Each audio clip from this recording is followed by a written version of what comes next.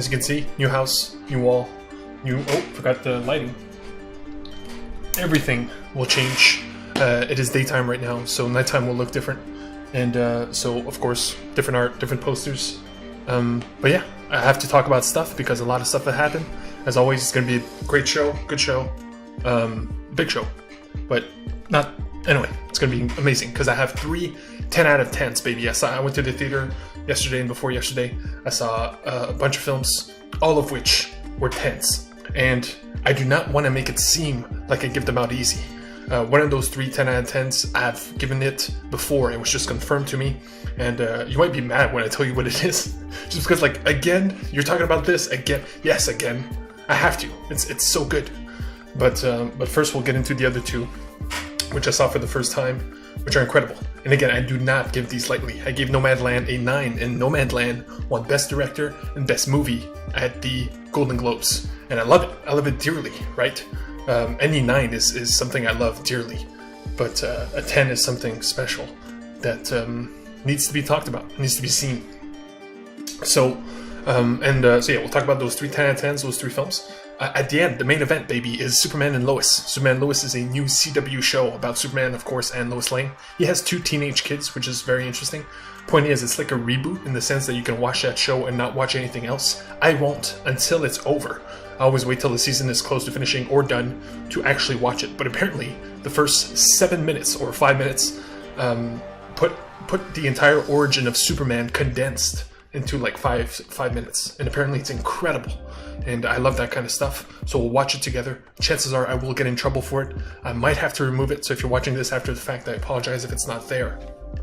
Also, like, I don't want to talk about movies all the time. This is not the Alex movie show. This is the what have I done recently, and since I always try to go out of my way to do something amazing, it's me telling you about, you know, the best recent TV shows, movies, games, comics, anime, etc., right? It just has been movies for a while because of award season and the theaters reopening, the cinemas opening. So of course, like, that's what I've been consuming. But you better believe that sometimes I can spend a whole month, you know, watching 2 movies instead of 25 like I am doing now. So without further ado, here we go. So yeah, I'm gonna preview anime. That's why I was telling you that. I'm gonna preview the anime I'm gonna watch very soon because I'm feeling it, man. I'm feeling the hunger. So the first movie we're going to talk about, baby, is Judas and the Black Messiah, okay? 10 out of 10. Incredible, okay? And the reason I went to go see this, I was going to go see it regardless this week. It could have been today, it could have been tomorrow. But I had to go see it 2 days ago because right after the Golden Globes, Daniel Kaluuya won for Best Supporting Actor in this film. And I'm like, what? Like, to me, it was a surprise because it's not, I didn't expect it. It's not like, to be honest, I didn't even see the other nominees yet, Charles Chicago 7. And One Night in Miami, I will. These 2 I won't. Because apparently they're bad. So yeah, so him winning, I'm like, what, he won? Hell yeah, I'm going right away, right? So I went at 1 packed room, you know, relatively, which I was very happy about. It's funny because there was people talking during the beginning, you know? People were happy to, but man, they hushed up quick. Because this is all about the Black Panthers. The Black Panthers used to be a revolutionary group back in the old days. I can't tell you when, but 60s, 70s-ish, right? Black Panthers, all about, you know, black revolution, like freedom, like police brutality, all the stuff that we sadly still talk about. Way back then was much worse, of course. So it's about, and Daniel Kaluuya plays the Black Messiah. He plays a very young, shockingly young revolutionary who just commanded the screen. Like, it's pretty incredible. Like, Malcolm X and Martin Luther King Jr. were men, and I mean men. Like, they were in their 40s, I believe, while his character in this movie is in his 20s.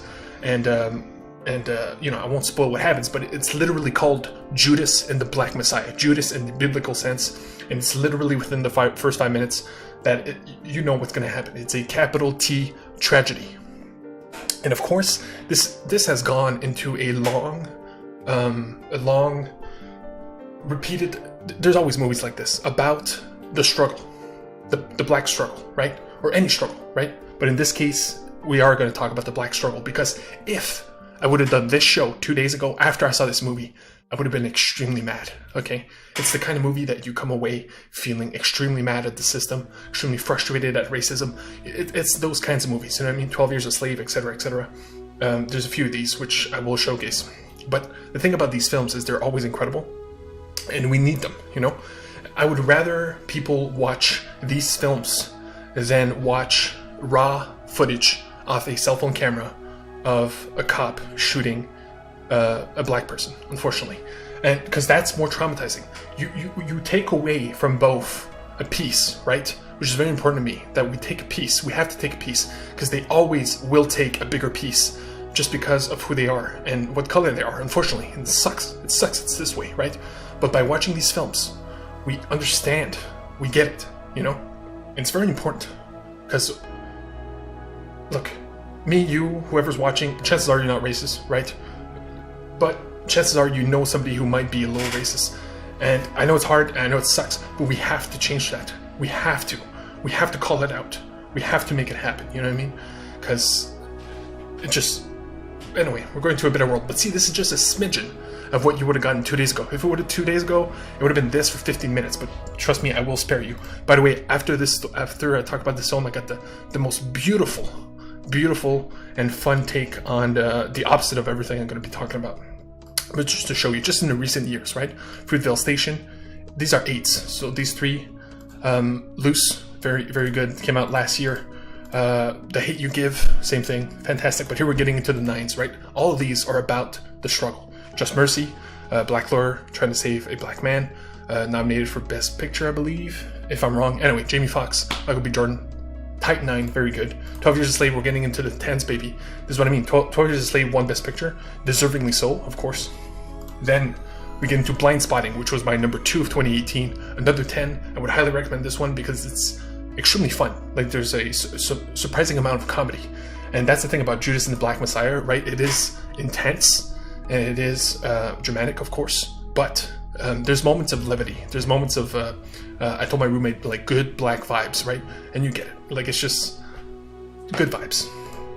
And finally, Queen and Slim, which came out last year. Nobody's talking about it. I wish more people talked about this, which also has David Kaluuya, and also is an amazing performance. And this is a road film, which is fantastic. 10 out of 10.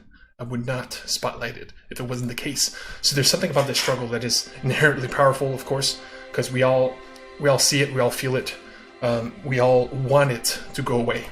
But if you're in for just a good movie, and you do not mind the anger, because it's a promise that it will come, then I cannot recommend Judas and the Black Messiah. So much so that I believe it was tough, man, because right after watching it, I was like, it's between this or Sound of Metal for the best movie of 2020, period, right? Until that changes, that's where we're watching all the best stuff. So we'll see, because I have to rewatch Sound of Metal to confirm that. But it's between 3 films, and the third we'll talk about real soon. So yeah, that's it for that. So thank you for listening to my ramblings. I had to get it out of my system. You guys have no idea. You know, that's... Stop it! Here we go. Brody Weldon is helping his best friend, Jackson Rosebush, pass the time. Unfortunately, we all get it. Jackson's haircut. The We'll Louisville, get there. Kentucky preschoolers are a ball of energy. Brady's cute. So they're at the hair Today, salon. Jackson has a particular cut in mind. How are you getting your hair done today? It's only a minute. And the transformation begins.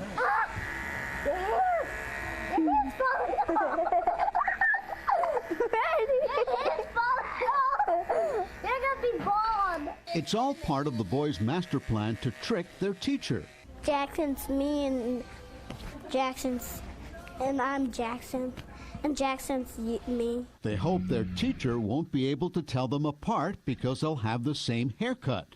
Jackson filled his mother in on the prank. He was like, yeah, so we can trick the teacher because we'll look just alike. No, she won't be able to tell the difference between the 2 of us. It's like, okay. Make me bald. I know what Reddy looks like. Just so like that my made me friend, you know? purple. The boys completely So pure. ignoring the obvious, their race. Jackson's mother posted her son's plan on Facebook to a few hundred friends, and it took off, shared thousands of times around the world. Man, I I'm watched glad this that people can see on a night, just watching good videos, you know, like this. I think you look like that guy. And yeah, this was one of the best. The boys are getting a real Because that's the kick world out we of the want. whole thing. But it's a much deeper It's so obvious, meaning for their you know? family. You would think. Reddy was adopted from the Congo, and although he may look different from his parents, they've taught him to love everyone the same. It's really cool to see that move on from our family. So that's his adopted father, friends. you know? It's cool. And there's an innocence that children have that sometimes we lose. And so if we could get some of that back, I think it would be amazing. Jackson and Reddy plan to trick their teacher this week. Elliot Rodriguez, CBS 4 News. Gay? No, I'm just kidding. I'm kidding. I'm kidding. Oh man! And finally, on I leave you on that. That's too sweet, right? That's the world we want to live in. That's the world we all hope to live in the future. And by the way, I just wanted to finish on this, which is black media, right? Black media is best media. Right? They own music, movies like Judas and Black Messiah is as good as anything else, if not better. And freaking comedians. Patrice O'Neal might be. He's the best comedian, period, just because the ones that are right now are not dead yet. So Dave Chappelle, and there's another one, but Louis C.K. will debate, right, and Bill Burr, of course, but it'll probably be Dave Chappelle, like, if we're being real. So Dave Chappelle and Patrice O'Neal are the two best comedians, in my opinion, ever, right? And same thing with music, Kendrick Lamar and whatever. So they're having their time. And I just wanted to finish on the fact that the struggle is a fight that will never end. And I'm not talking about race here. I'm talking about because it will change, right? It will be, trans lives, right? LGBTQIA elements, or it will be Indians or Asians, right? It's Asians right now. The Asians are facing heavy discrimination just because of, it's fucking stupid. These people are stupid, right? But anyway, we do what we can. We take pieces. Same thing with Muslims. Muslims are next. But point is, right now, it's black time, baby. They're killing it in every field, deservingly so, because of the struggle they have lived with their entire lives for generations, to a point where now they get to explode in art and comedy and things, and they get to go places that we can never go because of that. And the least we can do, which is beautiful, is just take a piece. That's it. That's all we need. And I love it. So sorry again. That won't happen again. I know it happens rarely, but I had to talk about it because that movie got it out of me. So again, if you don't want it out of you, do not watch that film. But if you want a great film, which by the way I can confirm it right here, 96, 95, right? So it's not like anybody watched this film and came out hating it. The complete opposite. But the feeling you feel will be extremely hard. Okay. Next 10 out of 10, and this is controversial. Well, not really, but just looking at the 6.8 and the fact that Tom Hanks was nominated, and the film itself was nominated for Best Picture, means it shouldn't be a 10, right? But a 10 is very subjective, and in this case, it's a very specific category of 10 where it's not because, it is because of those things, right? It is because the movie nailed its message and actually delivered what it wanted to. Of course, it was well acted, well directed, the whole shebang, right? Had good pacing. But the thing is, this movie's a Western. And as a Western, in my opinion, again, this is recency bias, of course, this is probably my favorite Western. And I also have proof of that. Like, the other two that I would compare would be Django Unchained, of course, from Quentin Tarantino, and 3:10 to Yuma, which I also very like. James Mangold, also one of my favorite directors. Christian Bale, Russell Crowe. Fantastic films, right? I haven't seen Unforgiven, very important. I've seen a bunch of other Westerns, but have not seen Unforgiven, so maybe that one is the one, right? Which it should be, because apparently it is. But as of right now, if you were to tell me, okay, you're forced to watch a Western, which one will you watch? I will watch News of the World. It's an incredible journey. Red Dead Redemption vibes. It's all about the journey, it really is. And Westerns are obsolete, which is why, technically, if we're being harsh, this movie would not get a 10 because it's a Western. Because Western, we cannot relate to what that life would have been, right? And in terms of action, like, we're in the age of superheroes, we're in the age of special effects, of animation, and all of these things pop, they explode on screen, larger than life, while Western is small scale, and it has to be just based on the genre. Because it's horses and carriages and old-timey clothes and old-timey towns, there's only so much you can do visually and in terms of spectacle that makes it very hard for a Western to just like push through, which is why this gets a 10, right? It should not get a 9 because it is a Western. If you're the best Western, in my opinion, then you're a 10, right? And also, you know, it has everything else. So what I felt, and also the little girl was nominated for Golden Globe.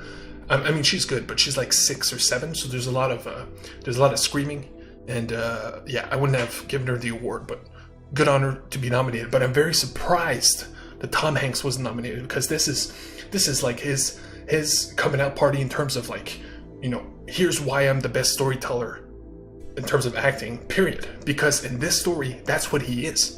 His job is he goes from town to town and gives you the news. He literally reads from a newspaper to illiterate crowds, right?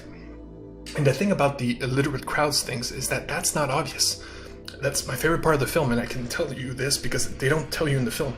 And so he goes to city, but usually it is small towns that wouldn't get these newspapers like the LA Times or New York Times back in the day. And he makes it entertaining, right? So there's like a performance aspect to it about like delivery and even jokes, like stand-up. Like his character in this film might be the first stand-up artist of them all, even though he just reads the news.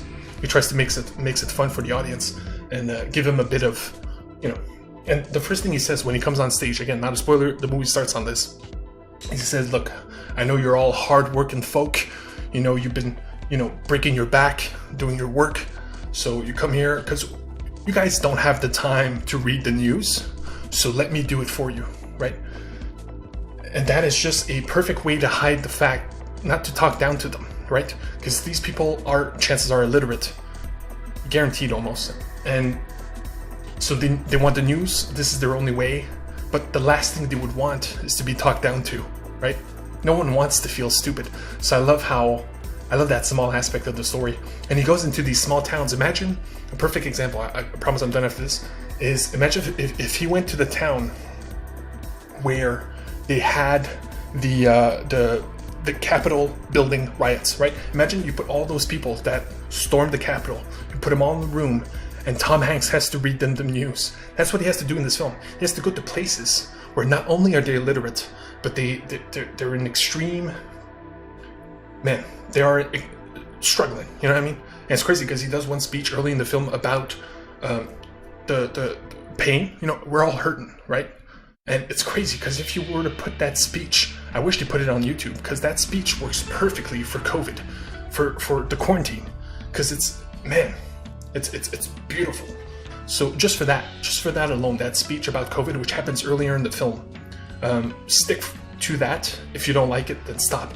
But you have to watch that because, it's like he's talking directly to everybody watching the film about everybody hurting. We just have to keep on going. You know what I mean? We'll get through this, and it's a beautiful thing. So news of the world. Yeah, I watched it on the big screen, which also helped, of course. Chances are, if you watch it on a small screen at home with like shitty speakers, this movie will suck. It's a Western. It's made to be viewed landscapes. You know what I mean? It's supposed to be viewed on a grand scale. So, but I can't recommend it enough. And of course, Croods 2, baby. I'm sorry for that slap. But Croods 2, I will defend it till I die. Right? And I have proof this time. I have legitimate, visual, numerical, mathematical proof that this is the best animated film, if not the best film of 2020. Okay? Before I used to sell it as the best comedy of 2020, which is obvious. It's an obvious fact. By the way, I was in theater and it was packed. I went yesterday, which was Tuesday, which cheap day, right, for theaters, and it was packed with kids, adults, couples, you name it. And I was right there in the middle of it, and people were laughing, man. They were laughing, and there's something special about that room full of people that are all complete strangers, but we're all laughing together and we're all experiencing these things together. Judas and the Black Messiah and News of the World were silent because we were taking it all in. You can hear a peep. You might as well have been alone. But Croods 2, you could hear the laughter bursting through all over the place. Some jokes hit the adults, some jokes hit the kids. It was literal hearing proof that this movie is that funny. But then we get into the meat of it, right? Like rewatching it, taking my time to appreciate it. Look at this, 95%, okay? That is insanely high. I could not believe it when I saw the score. And I'm like, wait, so By the way, I showed you Judas and the Black, same score, okay? And I was surprised by this. To be honest, I thought it would be lower. But here's where it gets real. I've always said Croods 2 is better than Soul. You need no better proof than boom. 88. 88. And again, I love Soul, by the way. I love, love, love Soul. It's a 10 until the end, okay? Sound of Metal, 91. Nomadland, which won. It won Best Picture. It won Best Picture. 78, okay? The only movie I could find that had a better score was Shawshank Redemption, okay? At 98, okay? But still, 95 is insane. Insane. You could not find higher scores. So look, don't take it from me. Take it from the numbers. Look, it's better than Soul, technically, right? Not from the critics. Not from the jaded old men who like, oh crap, I gotta go watch this cartoon because it's my job. No, I'm talking real life people that watch this film, that watch Soul and took time out of their day to post a score. And baby, proof is in the pudding. Croods 2 not only is the best animated film of 2020, it might be the best film of 2020, period. I'll have to choose, by the way. I have to choose between this, Sound of Metal, Judas, and Black Messiah, and that's if something else doesn't come along and make that fight even harder. But I promise this is the last time I'll talk about Croods 2. As you can see, the passion bleeds, baby, because it's been confirmed to me. It's been undeniable, right? Except for Shawshank Redemption, which also best movie ever, technically. So yeah, Golden Globes winners. We'll do this real quick, because yeah, Nomadland won Best Picture, like I said. Very happy about this, to be honest. To be honest, I'm more happy that Mank lost than Nomadland winning, because it means I don't have to watch Mank, so we're safe. Sacha Baron Cohen really surprised me because Borat won, and he won Best Actor, which is pretty crazy, but again, for musical comedy, so it's not like dramatic acting, right? But Hamilton didn't win nothing, which surprised me. Andra Day winning for United States versus Billie Holiday, also a surprise. Now I have to watch this film. Thing is, it's only available on Hulu, not in theaters, so that's pretty disappointing. But I have till the end of April to do so. Chadwick Boseman won, very deserving, of course. Ma Rainey's Black Bottom, I talked about it. I wish Riz Ahmed would have won, but fair. Like, come on now, it's Chadwick. He deserves it. From the Grave, my man. Yeah, Rosamund Pike, I Care a Lot, which just came out. Like, it came out like the last week of. It came out in February, but because of this weird, everything got pushed back. Same with the Oscars and the Golden Globes. It means that movies of 2020 now go all the way into February 2021, which makes it confusing. It makes it frustrating, but that's how it is. So I'll have to watch A Care a Lot. I'll have to watch Billie Holiday, even though technically they came out this year. She should have won, by the way. She was my pick for Borat. She's the one over Sacha Baron Cohen, who should have won, because it was really her movie. But yeah, anyway, Jodie Foster for the Mauritanian. I'll also have to watch this, because same thing, the actor was nominated for Best Actor in that film. I don't know, man. I might not do it, but we'll see. So yeah, David Kaluuya, like I said, for Judas and the Black Messiah. Chloe Zhao won for Nomadland, which means that for Marvel's The Eternals, it'll be Golden Globe winner Chloe Zhao presents Marvel The Eternals. I love that. There's something special to that, and it's her story. The Eternals would not exist if she did not go see Kevin Feige and was like, look, I have a great idea for these weird characters. You know, here's my credentials, you know. Anyway, couldn't be happier for her.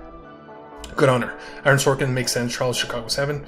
Soul, I told you it would win. Of course it's going to win. Croods 2 is here, baby.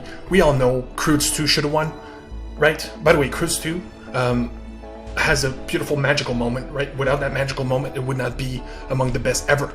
Because to be one of the best ever, you need one of those moments to literally take you away from your brain, to like give you that sense of magic that is very rare in life, and it did. And it's when they ride the saber-toothed tiger outside the wall. That's all I'm gonna say. Minari won. Again, I expected this to win. My 6 stands. I gave this a 6 out of 10. It stands even harder after I've seen Judas and the Black Messiah and News of the World, because those movies have their emotional beats earned through the characters and their actions, not through cinematic storytelling. This uses cinematic storytelling in an annoying way. Like, they'll show something specific over and over again, right? So, and you're like, why are they showing this? Like, who cares, right? And then later on in the film, they like bring it back, and it's like, oh shit, that's why they showed it at the beginning. Oh my god, right? Like, in your brain. But the best movies don't do this. The best movies have incredible, impeccable characters and an impeccable story where they hide those storytelling beats so you do not notice, so that when they come in the end, you're not like, oh, that's what they showed at the beginning. No, you're just emotionally wrecked because you're in the moment, right? So my 6 out of 10 stands for Minari. Again, that does not mean it's bad. It just means that you don't need to watch it. You really don't. So yeah, sorry I'm being harsh on Minari. I really don't, but like it was confirmed for me. Best score for Soul. Highly deserving, by the way. That's one of the things I will never put away from Soul. The beautiful dichotomy between the techno beats of the soul world and the jazz beats of the real world. Whereas, oh, chef's kiss, baby. The fact that it just works as it does. Anyway, it's crazy. Best drama series, The Crown. I don't like royalty, so I'll never watch it. It's kind of sad too, because I was hoping for Lovecraft County or Mandalorian to win, because that would open the door to more fun stuff in the future. Comedy series, Schitt's Creek makes sense. It just finished. To be honest, Ted Lasso is the only one that had a shot. The actor for Ted Lasso won, so maybe I'll have to watch that someday, but I'm good for now. I'll wait till season 2.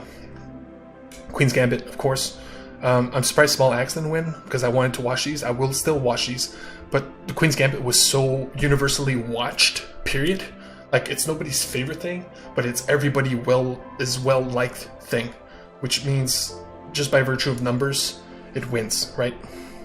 Anya Taylor-Joy won for, Mark Ruffalo, for I know this much is true, he won because he plays a twin. Anytime you play a twin and you do a good job, chances are you'll not only get nominated, but win. So yeah, The Crown, of course, and I think that's it. So yeah, we did it reasonably quickly. In case I don't want to miss anything crazy here, just in case. Now we're good.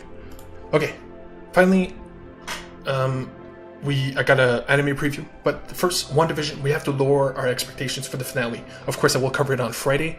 By the way, I got Raya and the Last Dragon on Friday, which I will cover on Saturday. That's hype as hell. I've talked about it before. You know I'm going to cover it. Newest Disney film, of course. I got Taxi Driver on Sunday. That is playing at a theater near me. I got a reserve ticket. I have not seen Taxi Driver from Robert De Niro. That is a movie that Joker literally stole from. Like, it's literally a ripoff of Taxi Driver. So I cannot wait to either confirm or deny that and see how good that film holds up. So that's Sunday, which means I will cover it Monday. And I also have a deep cut called Calamity, which is on Saturday. That is confirmed. So I will cover that Sunday, which is a animated film from France that is apparently incredible, but is also small scale. Like nobody has seen this film, right? But apparently it's incredible. So I cannot wait to confirm or deny that. But back to WandaVision real quick. Lower expectations, because this is the director saying this, because the theories have gone out of hand. And they've gone a little crazy with like, oh yeah, it's not Lucifer. What's his name? Mephisto, right? Oh, people are it's Mephisto. I was like, dude, Magneto's coming, right? And I'm like, the kids will live, right? That's been my message. But at the end of the day, I think none of that will happen, and all we're gonna get is Doctor Strange, because this is a lead-in to Doctor Strange and the Multiverse of Madness. They have confirmed this from the beginning, meaning chances are Doctor Strange is gonna show up. People are gonna be like, hell yeah, Doctor Strange. But where's Mephisto? Where's Magneto? Where's anything else? And I don't think we'll get anything else. So it's just a way of, we just gotta lower expectations. And that doesn't mean it's not incredible. It's a tale about grief. It's not a tale about who the next big Marvel villain is gonna be. It's a personal and deeply, I love it so much. WandaVision is something truly special in the Marvel universe, and I'm pretty sure through time, like 20 years from now, we'll look back on WandaVision as a shining pillar of Marvel. Like, we're gonna be like, yeah, Civil War, Winter Soldier, Endgame, WandaVision. You know what I mean? Like, it's top tier. And finally, anime preview. Shit, I lost my last page. The how did that happen? Okay, Wonder Egg Priority. This is the reason. First of all, I'm thirsty for anime. It's been a long time, because it feels like I've seen everything. And during quarantine, way earlier, like early quarantine, that's when I caught up on all anime. That's where I watched Shield Hero, Promised Neverland. I caught up on Attack on Titan, caught up on My Hero. You know what I mean? Like, it felt like I literally caught up on all of the top tier, S tier anime you have to watch, right? And now this year, this seems to be it, baby. Wonder Egg priority. All I know is what people have told me about it, which is not much, and I don't want to know more because it's extremely high. Thing is, it's not over. It ends on March 31st, which means we got to give it time. I will start this around the 17th-ish, maybe 24th, because I like to catch up before it ends, but just before that. But the scores are insane. Like, it's all 8s, 9 above, you know what I mean? Only the latest episode has a 7.8. I don't know why. Point is, this is as hype as it gets, and I love these types of animes which are just a season long. Like, one of my favorites is Yuri on Ice, of course, which are about gays and ice skating, or the Netflix, damn it, what's it called? Carol and Tuesday, which is a musical from the guy who did Cowboy Bebop. He did Carol and Tuesday, which is a musical anime, one season, as beautiful and as good as anything else. So yeah, that's at the end of the month. But right now, not right now, but soon, it'll be a fight between 3 anime. This is how I do it. I start with 3 shows. We mill it down, sometimes more, and we bring it down to either 2 or 1 because there's only so many shows I can watch. So Dr. Stone, I will start episode 1. Season 2 just finished or is finishing. Apparently it's incredible. We'll find out. Same thing with Haikyuu and Fire Force. Fire Force and Haikyuu, I'm about like 5 episodes in. I stopped because they lost to other shows which I did end up watching, like Shield Hero, The Rising of Shield Hero, which is fantastic.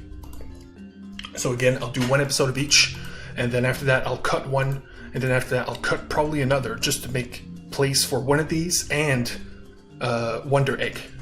So that's the anime preview, so that's coming, guaranteed. And of course I'll talk about it just to show you guys that I'm not going to be talking about movies every day, especially when it becomes daily. These will be much shorter and much more fun to go through because there'll be a tight 10 minutes every day. Yo, I saw this movie yesterday, been watching this show, playing this game, moving on, you know. Here we go. This is Superman and Lois. I'm gonna get in trouble for this. The pilot, the first 5 minutes. So I put it loud, and it has to be. I'll try not to talk, but I have to talk just to make sure that it doesn't get claimed. It sucks too. So every now and again, I'll probably just say a stupid word or a stupid comment. I wish I didn't have to, and we could just all watch together in silence, but I can't. So here we go. 7 minutes. That's it. But apparently this is incredible. See you on the other side.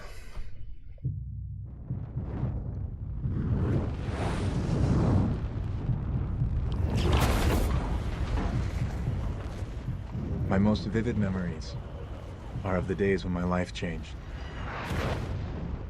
Man, I remember coming to this earth, feeling the sun on my face for the first time. Dude, this looks good. Hearing the voices of my parents. This looks amazing. It looks better than Man of Steel.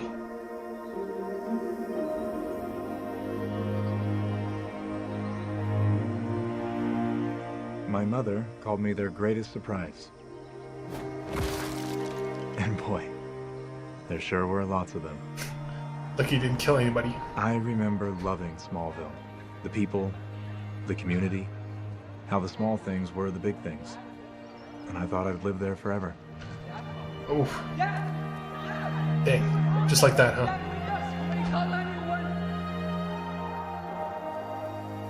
Oh, man. But my father's death set me on a different path. Eventually, I moved to Metropolis. Dude, the pollution. To become who I was meant to be. I love it. They're making it more real.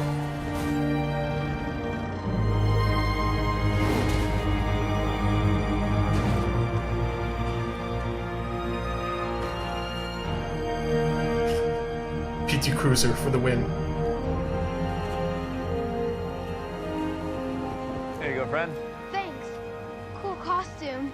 Thanks. My mom made it for me. But my most vivid memory of all, dude, my hat, was the day I met her. Everyone in here, we're the most. Man, this is really fast paced. On Metropolis Ave. You remember that? Yes, sir. Stick with Lane. She'll show you the ropes. Lane, sir? Who told you to wear a tie? Ooh, those Lane. Let me guess, Lombard? Ignore him. Though, he can't get box seats to the meteors. You like baseball? Of course. I mean, who doesn't like America's pastime, Miss Lane? The balls busting Lois, what'd you say your name was again? begins. Kent. Clark Kent. Oh. Sorry. Never met a Clark before. Oh. I've never met a Lois before. Actually, there was my first grade teacher, Lois Hannigan, so I guess technically... Oh, technically you'd be the second. No, I Jimmy. fell in love. Oh. I told Lois who I really was, That fast? where I came from. Makes sense. The show about him and his teenage kids, so.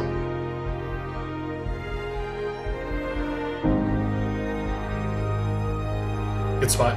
Fortress of Solitude, it seems. Get it. Like, how could you say no to Superman, you know what I mean? The dude can write you like no other man possibly could. With love, of course, with love. We married. Clark is the most loving man there Got is. our first place together. But he can write. The twins came. The And twins. they were as different as brothers get. One was John's black, plan was easy. one was white. Always happy, always smiling. I'd be like, hell yeah. Oh, what? They have powers? Things with Jordan were more challenging. Okay, one has powers. Tantrums, night terrors. A year ago, he was diagnosed with social anxiety disorder. Whoa. Dude, they're going mental health on us. That's so cool. Because that Superman doesn't deal with this type of stuff, and that's his And best stuff. suddenly, here I am, living in Metropolis, raising 2 teenage boys, married to the most famous journalist in the world, trying to make the world safer for the people I love. When he, like, saves people from suicide or, you know, stuff like that. It's very rare it happens, so that when it does, man, does it hit. My favorite scene of all time is him saving Raven from the Teen Titans from killing herself. I will showcase that someday, but it doesn't get more powerful. I think that's it. Okay, we'll keep this going because it's... No, I think that's it. I have to pause it here, just to not risk it being muted or being broken. Look, I know. Plus, I know this is like the big action scene, first action scene. But again, I just wanted to see the condensed origins, which were beautiful. So yeah, as you can see in the next coming days, I got a few things guaranteed to come. I also got this weird like Chinese Lord of the Rings film. It's like their big, high-budget fantasy epic. So I'm gonna see that in the coming days, called The Writer's Odyssey. That's in theaters, so I gotta check that out. And yeah, till then, whatever I do, you will know. Of course, background will change, lighting will change, everything will change. Echo will go away. I know this echo has been annoying. I apologize. It's just there's literally nothing in the room but boxes and stuff. So yeah, till next time. Love you guys. 10 out of 10. Croods is the best. Croods 2 specifically. That'll be the last time I tell you as much until I do my condense like they did. They did 4 minutes origins of Superman. I will do 4 minutes. These are all the best movies of 2020, and it will be undeniable. It'll be high quality. There'll be some jokes. It'll be edited. It'll be tight. And this is why we're doing this in the first place. But you better believe it'll be as definitive and as legitimate a list anywhere. Period. Till next time. Love you guys. Peace.